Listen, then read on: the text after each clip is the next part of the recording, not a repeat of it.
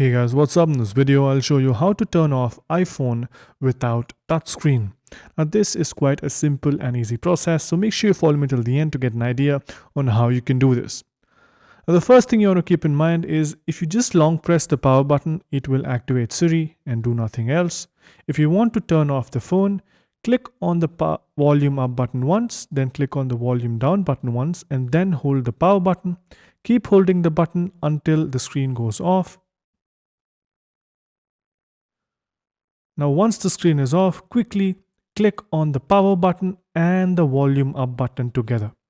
Now the Apple logo will appear. Once the Apple logo appears, keep pressing the volume up and the power button. This will just switch off your phone. As you can see, it will stop the restart from happening. And yeah, we have now successfully turned off our iPhone without touching the touchscreen. Now, if you want to restart or start the phone again, just long press on the power button. And once the Apple logo appears, you have successfully switched it on again.